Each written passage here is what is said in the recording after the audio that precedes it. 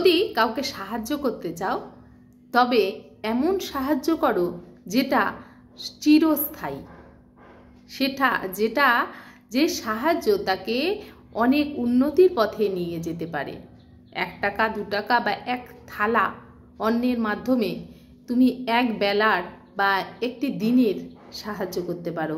সারা জীবনের সাহায্যের জন্য তাকে কৃষ্ণ নাম দিতে হবে, তাকে কৃষ্ণের প্রতি উৎসাহ বাড়িয়ে তুলতে হবে তবেই তার সমস্ত সমস্যার সমাধান হতে পারে। এই সাহায্যটি আমাদের প্রত্যেকটি মানুষের প্রতি করা উচিত। আজকে আমরা শ্রীমদ্ ভাগবত গীতা যথাযথের 9ম অধ্যায় রাজগুহ্য যোগের 12 নম্বর শ্লোক থেকে পাঠ শুরু করব। তার আগে অবশ্যই মঙ্গলাচরণ। ওম অজ্ঞানতিমিরান্ধস্য জ্ঞানাঞ্জনশলাকয়া চক্ষুমলিतं येन तस्मै श्रीगुरुवे नमः। श्रीचैतन्यमनोभीष्टं स्थापितं येन भूतले स्वयं रूपं कदामहं ददाति शपदन्तिकं। हे कृष्ण करुणा सिन्धु दीनबन्धो जगत्पते गोपेश गोपिकाकान्तो राधाकान्तो नमोस्तुते। तप्त काञ्चन गौरांगी राधे वृन्दावनेश्वरी विश्वभानुसुते देवी प्रणमामि हरिप्रिये।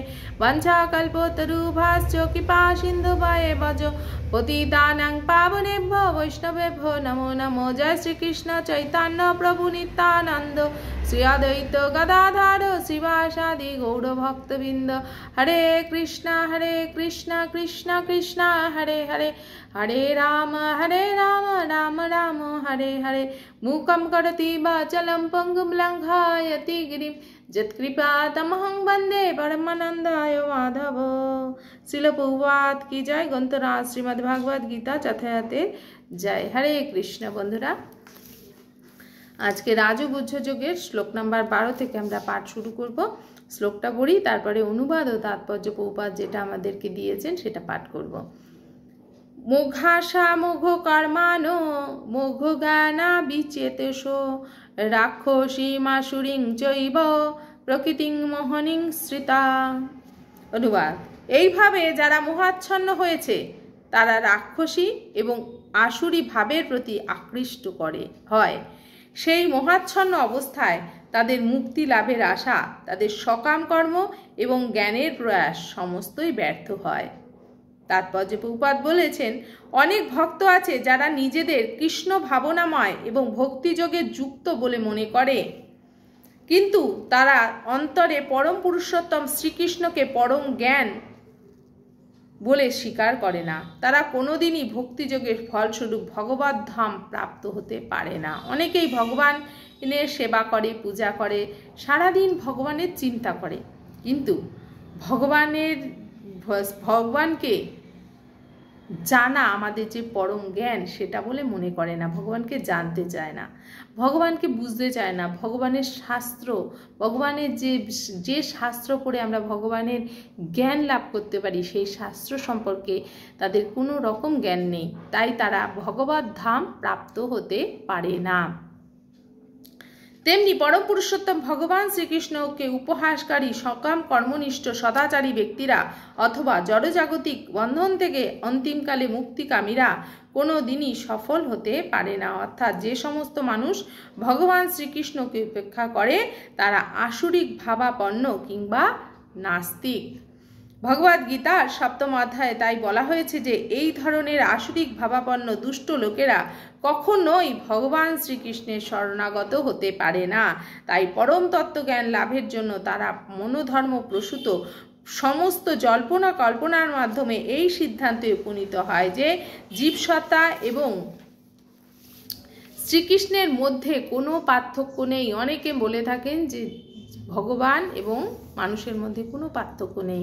এই ভ্রান্ত ধারণার বশবর্তী হয়ে তারা মনে করে যে তাদের মনুষ্য শরীর এখন মায়ার দ্বারা আবৃত হয়ে আছে, কিন্তু যখন তারা তাদের দেহ থেকে মুক্ত হবে তখন তাদের এবং ঈশ্বরের মধ্যে কোনো পার্থক্য থাকবে না।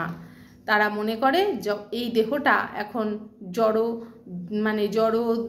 দ্বারা জড় জগতের দ্বারা আমাদের দেহ রূপ ধারণ করে আছে আত্মা।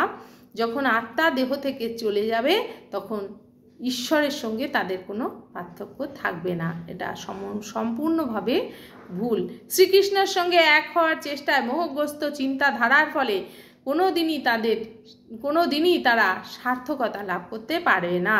অপ্রাকৃত পারমার্থিক জ্ঞান চর্চার ক্ষেত্রে এই ধরনের নাস্তিক্য এবং আসুরিক অনুশীলন সর্বদাই নিষ্ফল হয়। যে আমরা মারা গেলে বা আমাদের দেহত্যাগ করার ফলে আমরা তো ভগবানেই মিলিত হয়ে যাব, এটা সম্পূর্ণ ভুল ধারণা তাদের। তার ফলে তারা কোনো দিনই সদর্থক চিন্তাধারা করতে পারে না এবং তার ফলে তাদের ভক্তিযোগ অনুশীলনটাই বৃথা হয়ে যায়।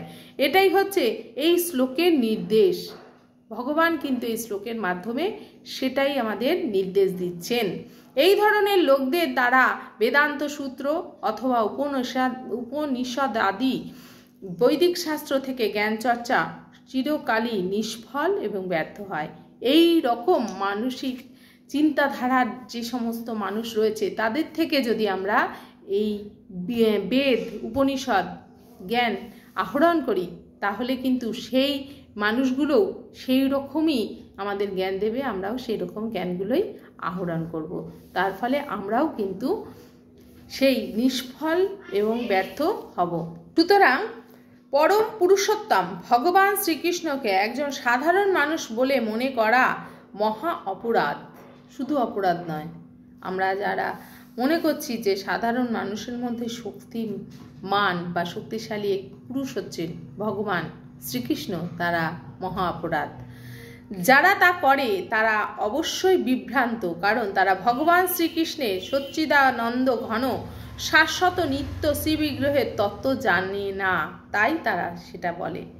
বৃহৎ বিষ্ণু স্মৃতি মন্ত্রে একথা স্পষ্টভাবে বলা হয়েছে যে শ্রীকৃষ্ণের শ্রীবিগ্রহকে প্রাকৃতিক জড়জাগতিক দেহ বলে যে মনে করে তাকে শ্রুতি এবং স্মৃতিশাস্ত্রের সমস্ত বিধান থেকে বহিষ্কৃত করা উচিত এবং ঘটনাক্রমে যদি কখনো তার মুখ দর্শন ঘটে তাহলে সে পাপ থেকে মুক্ত হওয়ার জন্য এবং সংক্রমণ থেকে রক্ষা পাওয়ার উদ্দেশ্যে তৎক্ষণাৎ গঙ্গা স্নান করা উচিত। এটা কিন্তু বলা হচ্ছে বৃহৎ বিষ্ণু স্মৃতি মন্ত্রে বলা হচ্ছে যে শ্রীকৃষ্ণকে যে জড়জাগতিক দেহ মনে করে তার দেহকে তাকে শ্রুতি ও স্মৃতিশাস্ত্রের বিধান থেকে সমস্তভাবে বহিষ্কৃত করা উচিত এবং তার মুখ দর্শন করলে সেই পাপ থেকে নিষ্কৃতি পাওয়ার জন্য গঙ্গা স্নান করতে হয়।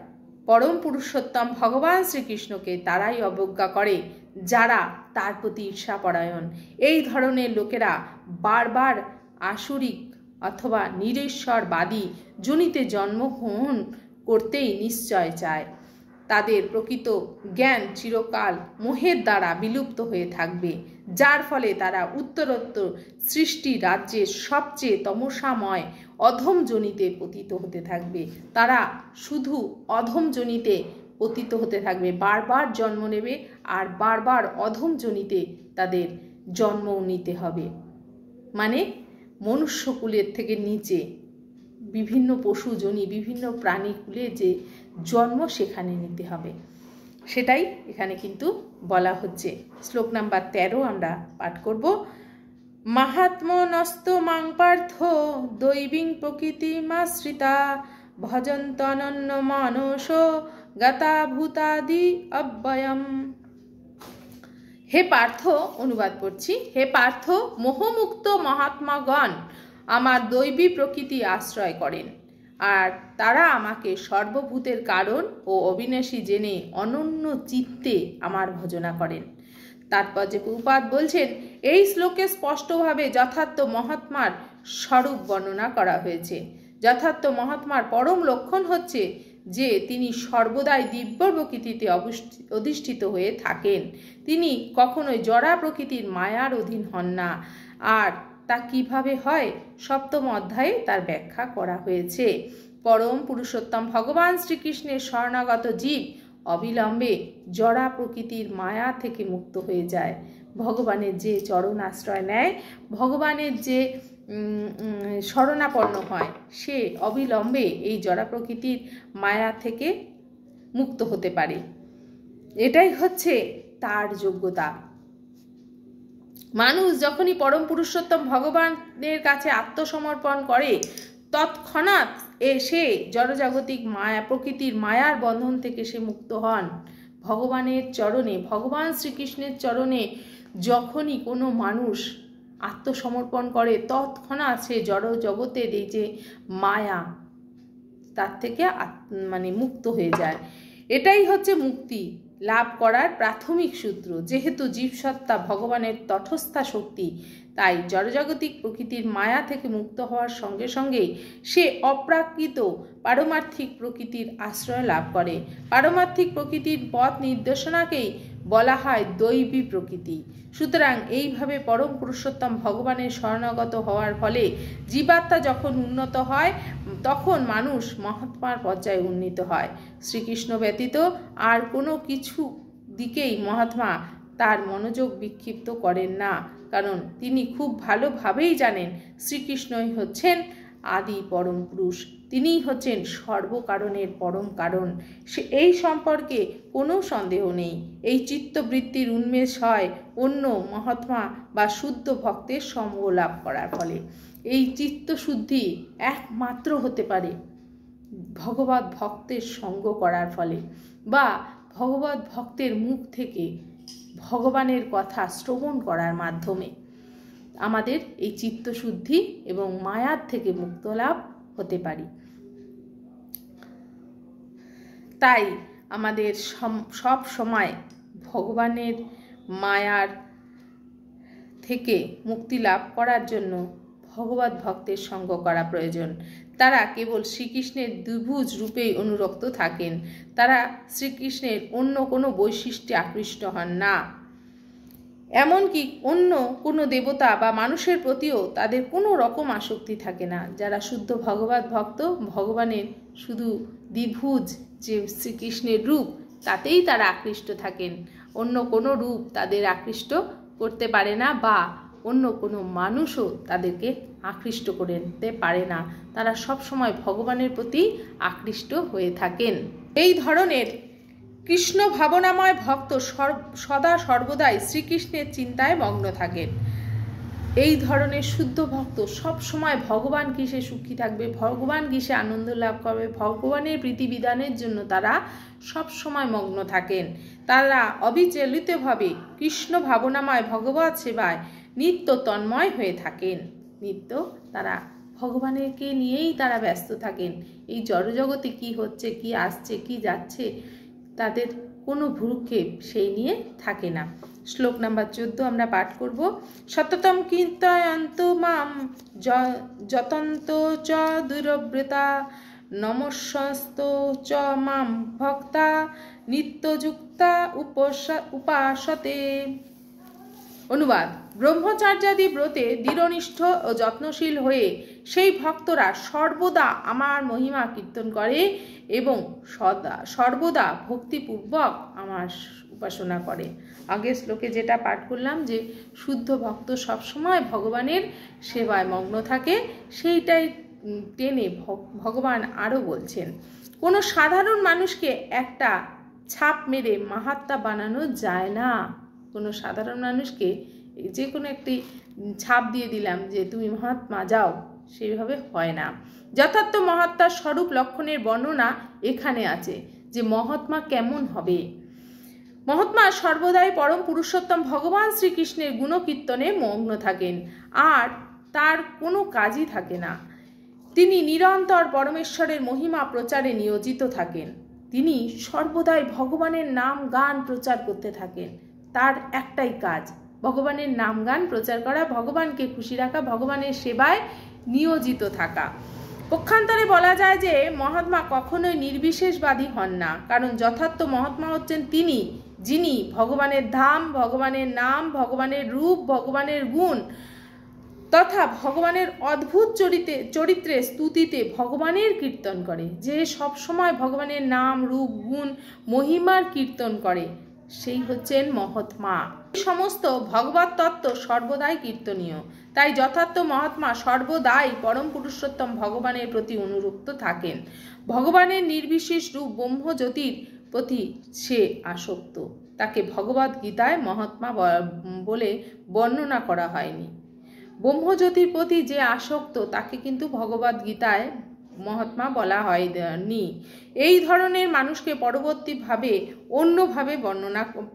শ্লোকে অন্যভাবে বর্ণনা করা হয়েছে। শ্রীমদ্ ভাগবতে বর্ণনা করা হয়েছে যে মহাত্মা সর্বদাই নানা রকমের ভগবত ভক্তি অনুশীলন কার্যকলাপে মগ্ন থাকেন। মহাত্মা যে হবেন তিনি সব সময় ভগবানের কার্যকলাপে মগ্ন থাকবেন। তিনি সর্বদা বিষ্ণু তত্ত্ব শ্রবণ ও কীর্তন করেন এবং তিনি কখনোই দেবদেবী বা কোনো মানুষের গুণকীর্তন করে না। যে মহাত্মা হবেন তিনি সবসময় ভগবানের নামগানই কীর্তন করবেন, কোনো মানুষের নামগান সে কখনোই কীর্তন করবেন না। এই হচ্ছে ভক্তির লক্ষ্য স্বরূপ। শ্রবণং কীর্তনং বিষ্ণু এবং স্মরণং তাকে সর্বদা স্মরণ করা। যথার্থ মহাত্মা 5টি দিব্য রসের যে কোনো একটির দ্বারা ভগবানের সঙ্গে অন্তিম কালে নিত্যযুক্ত হওয়ার উদ্দেশ্যে বদ্ধপরিকর হয়ে থাকে। সেই উদ্দেশ্যে সফলতা লাভ করবার জন্য তিনি কায় মনো বাক্যে পরমেশ্বর ভগবান শ্রীকৃষ্ণের সেবায় যুক্ত থাকেন। তিনি চান যে তার শেষ নিঃশ্বাস দেহ যখন ত্যাগ করবেন তিনি যেন কায় মনো বাক্যে ভগবানের সাথে যুক্ত থাকতে পারেন। তাই জন্য তিনি সব সময় ভগবানের চিন্তা করেন, ভগবানের সেবায় সব সময় যুক্ত থাকেন। সেটাই হচ্ছে প্রকৃত কৃষ্ণ ভাবনামৃত।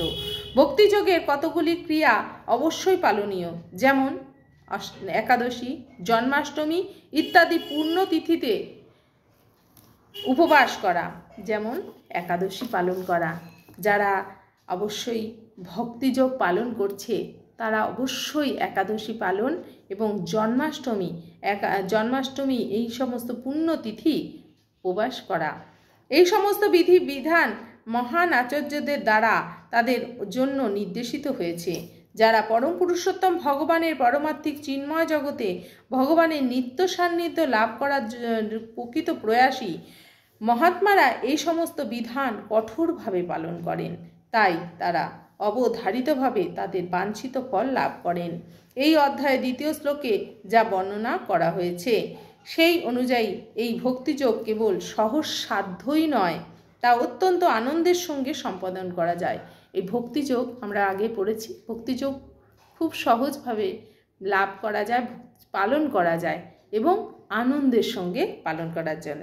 এর জন্য কঠোর তপস্যা বা কিচ্ছু সাধনের কোনো প্রয়োজন নেই। সদ্গুরুর তত্ত্বাবধানে গৃহস্থ, সন্ন্যাসী অথবা ব্রহ্মচারী রূপে পৃথিবীর যে কোনো জায়গায় যে কোনো অবস্থায় পরম পুরুষোত্তমের ভগবানের ভক্তি সাধন করার মাধ্যমে যথার্থ মহত্তায় পরিণত হওয়া যায়। পৃথিবীর যে কোনো জায়গায় বসে যে কোনোভাবে যে কোনো অবস্থায় পরম পুরুষোত্তমের ভক্তি সাধন করা যেতে পারে এবং মহাত্মায় পরিণত হওয়া যেতে পারে। আমাদের মহাত্মা যাকে তাকে আমরা বানিয়ে দিই, কিন্তু মহাত্মা হতে গেলে এই সমস্ত গুণগুলি অবশ্যই পালন করতে হবে। ভগবানের নাম নিয়ে নিজের জীবন কাটাতে হবে, ভগবানের নাম প্রচার করতে হবে।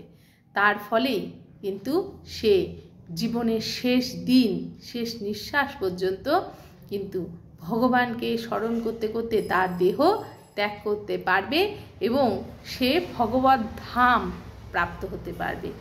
এবং ভগবত যে শুদ্ধ ভক্ত, যে মহাত্মা, সে একাদশী অবশ্যই পালন করবে এবং জন্মাষ্টমী তিথি, পুণ্য যে তিথি, সেই তিথি অবশ্যই কঠোরভাবে পালন করবে। এটাই শাস্ত্রে বলা হয়েছে। মহাত্মা বললেই আর মহাত্মা হওয়া যায় না। তোমরা অবশ্যই জানাবে যে আজকের এই গীতা পাঠ অনুষ্ঠান থেকে তোমরা কি শিখতে পেলে। অবশ্যই তোমরা যদি ভালো লাগে প্রতিদিন জয়েন করবে। যারা নতুন এসেছো তারা আমার চ্যানেল বা পেজটিকে সাবস্ক্রাইব বা ফলো করে নিও গীতা পাঠ শোনার জন্য। গীতা পাঠ শুনলে অন্তঃশুদ্ধি হয়, আর শুদ্ধ অন্তরেই ভগবান বাস করেন। শিল প্রভুপাদ কি জয়। গ্রন্থরাজ শ্রীমদ্ ভাগবত গীতা যথাযথের জয়। হরি বল।